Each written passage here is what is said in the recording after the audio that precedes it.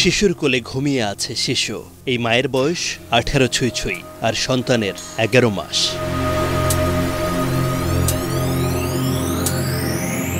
সবাই বিয়ের জন্য চাপ দিত, তখন দেখতে আসতো, পরে হঠাৎ করে বিয়ে হয়ে গেছে। আব্বু আম্মুরা আর্থিক সমস্যার জন্য আর পড়াতে পারেনি।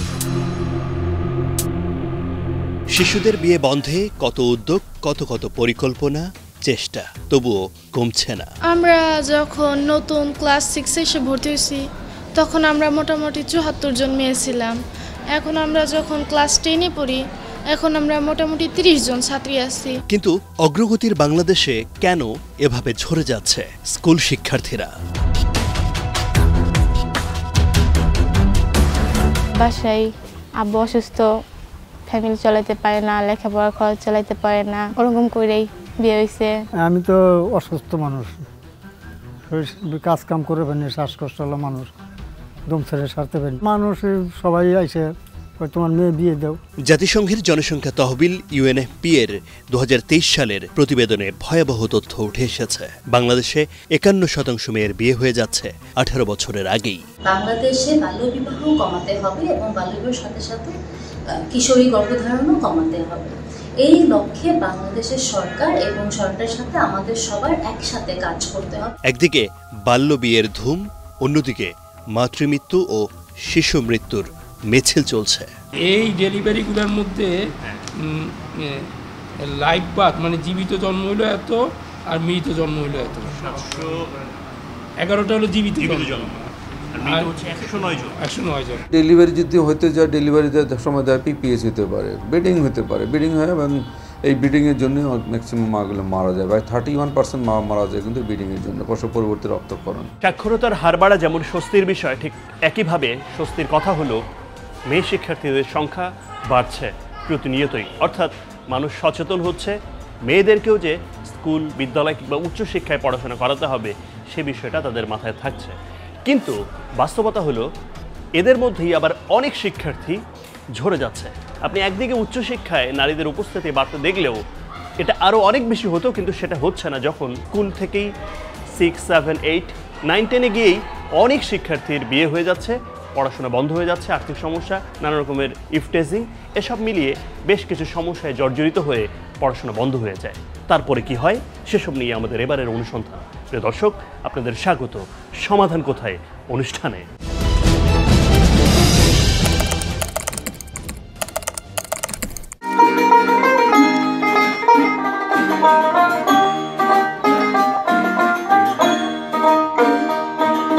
মানিকগঞ্জ, রাজধানী ঢাকার অদূরেই এগিয়ে যাওয়া বাংলাদেশের উন্নয়নের ছাপ আছে এখানেও।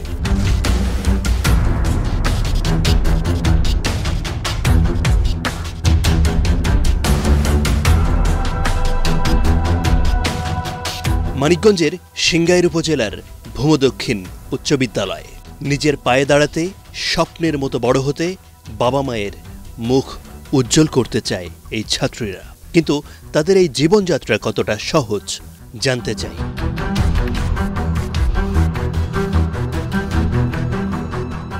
লম্ব এবং ভূমির অনুপাত যদি হয় তাহলে সেটা হবে কি sin এর কি হবে তারপর থিটা সমান কি হবে ভূমি বাই লম্ব। আমার বাবা মা চায় যে আমি বড় হই আর আমার স্বপ্নটা যাতে আমি পূরণ করি, সেজন্য আমার বাবা মা আমার পড়াশোনা নিয়ে কোনো বিয়ে নিয়ে কোনো চাপ দেয় না কখনোই।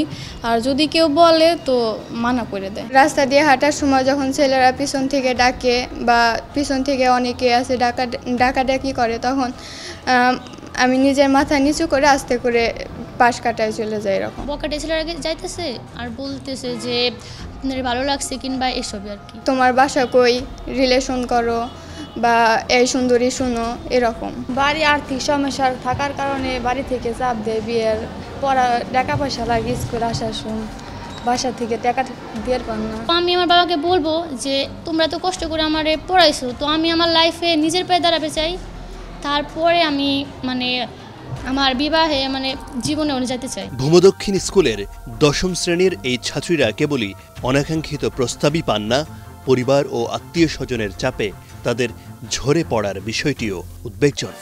বছরখানেক আগে এই স্কুলের 6ষ্ঠ শ্রেণীতে ছাত্রী সংখ্যা ছিল 74 জন। এখন দশম শ্রেণীতে সেই মেয়ে শিক্ষার্থী কমে হয়েছে মাত্র ৩০ জন, অর্থাৎ কেবল এক ক্লাসেই ঝরে পড়েছে ৪৪ জন ছাত্রী। আমরা যখন নতুন ক্লাস 6 এসে ভর্তি হয়েছি তখন আমরা মোটামুটি ৭৪ জন মেয়ে ছিলাম। এখন আমরা যখন ক্লাস 10-এ পড়ি এখন আমরা মোটামুটি ৩০ জন ছাত্রী আছি। আমাদের ক্লাসে একটা মেয়ে ছিল, ওর বাসা ছিল নয়াপাড়া। ওকে বাসা থেকে জোর করে বিয়ে দেওয়া হয়েছে, বাল্যবিবাহ যাকে বলে। বিভিন্ন ক্লাস থেকে মেয়েরা এই বিভিন্ন প্রতিকূল পরিবেশে বা এই বাল্যবিবাহের কারণে ঝরে পড়ে।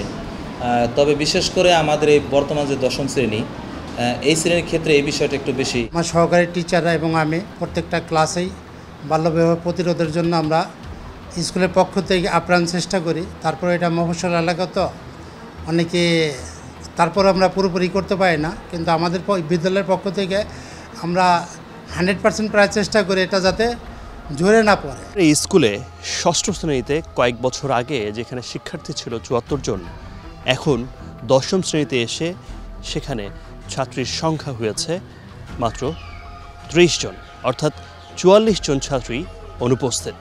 এদের বেশিরভাগেরই বিয়ে হয়েছে, কেউ কেউ অন্যের সঙ্গে চলে গেছে, কেউ বা আর্থিক অনটন সহ বেশ কিছু সমস্যার কারণে পড়াশোনা বন্ধ করেছে। শিক্ষকরা বলছেন অভিভাবকদের অসচেতনতার কারণেই এমনটা হয়েছে। আমরা একটু খুঁজে দেখতে চাই ঠিক কেন এমনটা হয়েছে, যেতে চাই সেই পরিবারগুলোর কাছে যাদের বিয়ে হয়েছে।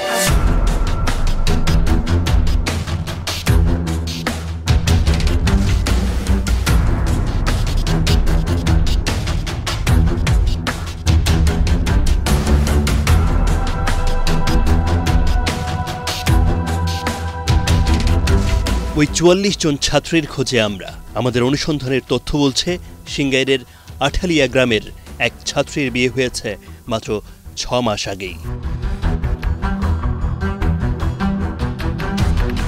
ভূমদক্ষিণ উচ্চ বিদ্যালয়ের ২ জন শিক্ষক ও ৩ জন ছাত্রীর সহযোগিতায় শুরুতেই বাল্যবিয়ের শিকার সুস্মিতার বাড়িতে যাই আমরা।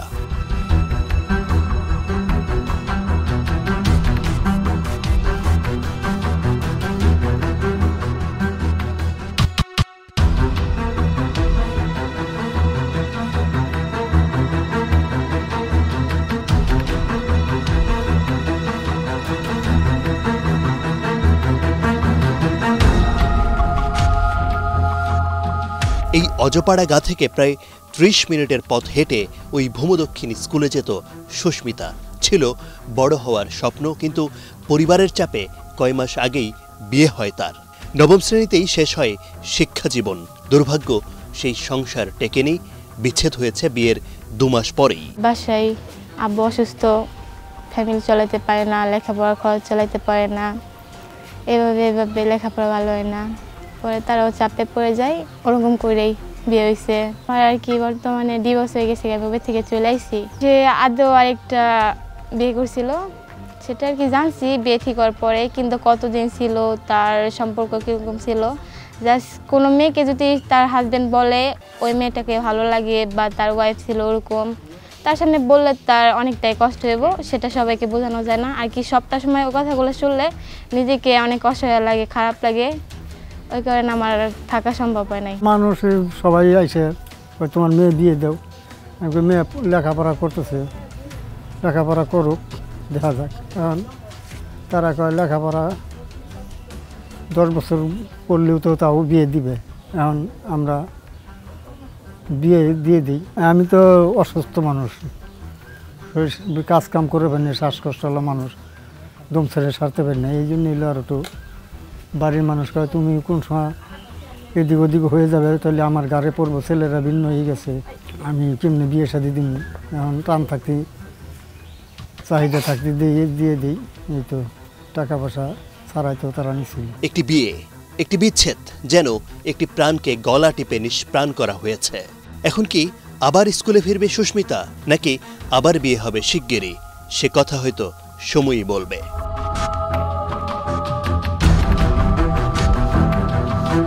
এ তো গেল শিশুর বিয়ে আর বিচ্ছেদের চিত্র। এবার আমরা যেতে চাই ভূমদক্ষিণ স্কুলের ঝরে পড়া এক ছাত্রীর কাছে, যে এখন এক সন্তানের মা।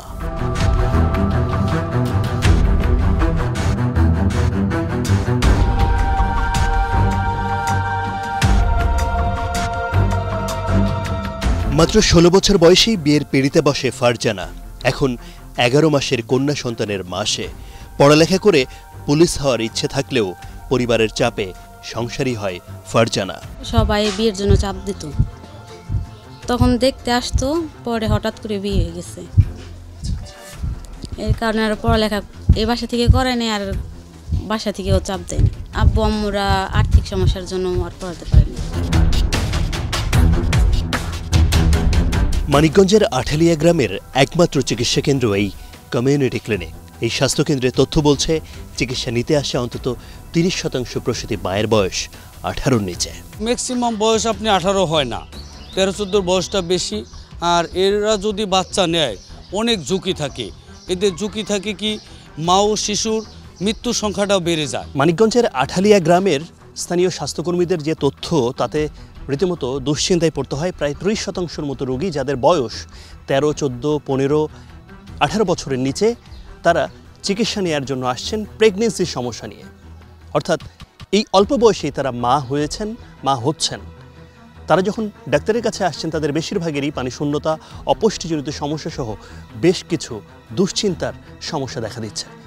তারা যখন সন্তান জন্ম দিচ্ছেন সেই সন্তানেরও এই একই রকম সমস্যা দেখা দিচ্ছে, ওজন কম হচ্ছে, আরও নানা রকমের জটিলতা। এবার আমরা যেতে চাই সিংগাইর উপজেলা স্বাস্থ্য কমপ্লেক্সে। এই এলাকার বেশিরভাগ গর্ভবতী মায়েরা সন্তান প্রসবের জন্য যান এই স্বাস্থ্যকেন্দ্রে। যেহেতু এটা একটু গ্রামের মধ্যে, আমি পার্সোনালি দেখেছিলাম 18-র নিচেও কিছু কিছু পেশেন্ট আমরা পেয়ে থাকি। তো এদের সংখ্যা খুব বেশি না, তারপরও 10 জনের মধ্যে 2 জন, মানে 10 to 20% মা পাওয়া যায় যে 18 ইয়ার্সের নিচে থাকে। মানিকগঞ্জের সিংগাইর উপজেলা স্বাস্থ্য কমপ্লেক্সের যে তথ্য আমাদের হাতে এসেছে তাতে দেখা যাচ্ছে গেল মাসে 55 জন প্রসূতি মায়ের ডেলিভারি হয়েছে, যাদের মধ্যে 37 জন নর্মাল ডেলিভারি, বাকিগুলো সিজারিয়ান, যার মধ্যে অন্তত 24 জনের বয়স ছিল 19 এবং 18, আর একজনের পাওয়া গেছে যার বয়স লেখা ছিল 17। তবে এখানকার স্বাস্থ্যকর্মীরা বলছেন এরা 19 কিংবা 18 বছর লিখলেও তাদের বয়স এর চেয়েও কম হতে পারে।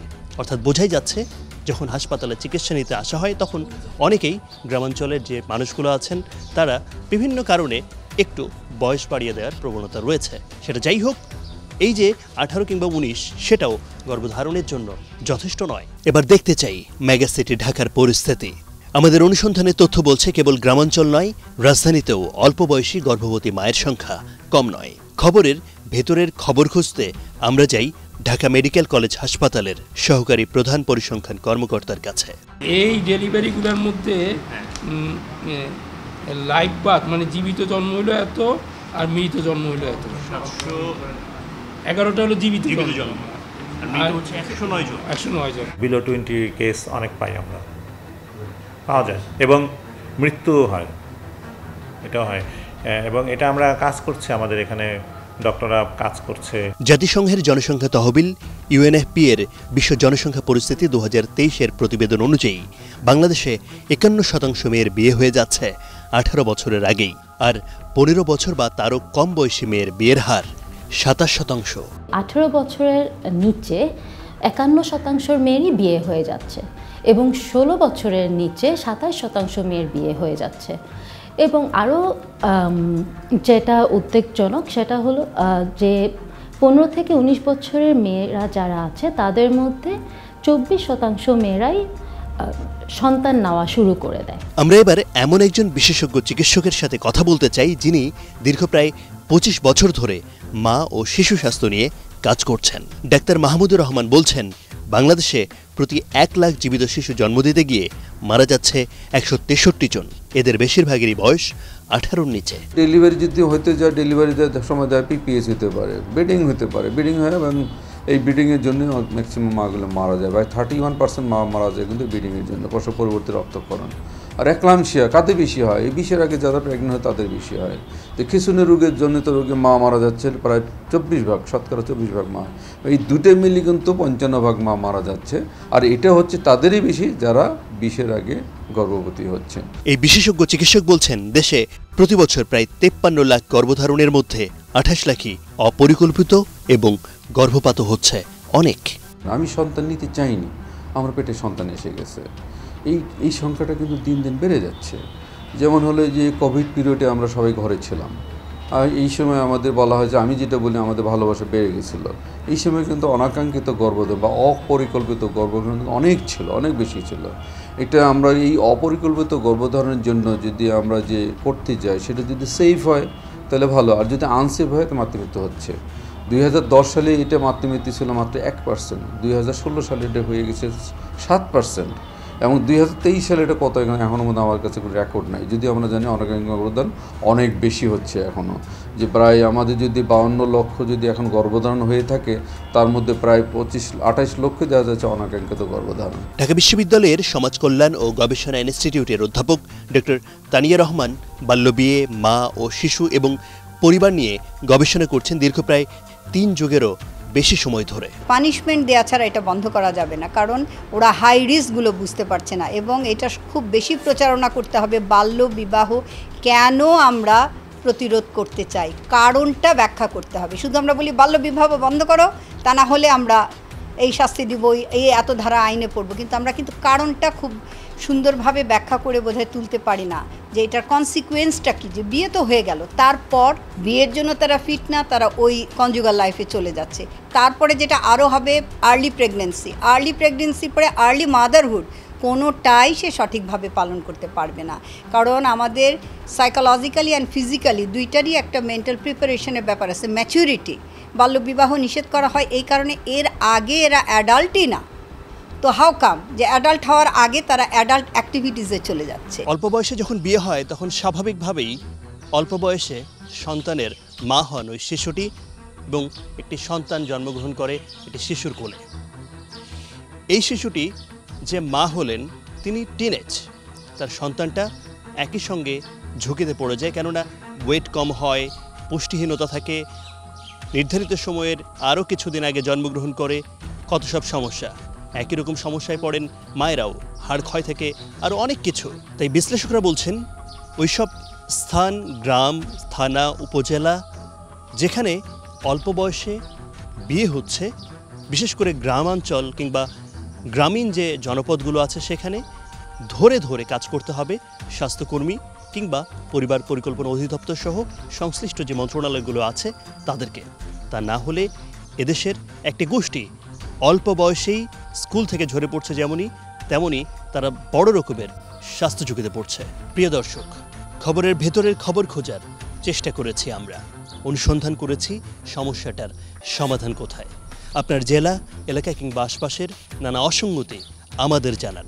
আমাদের জানাতে যোগাযোগ করুন পর্দায় দেখানো ঠিকানায় সমাধান.atnbangla@gmail.com অথবা ফোন করুন এই নম্বরে।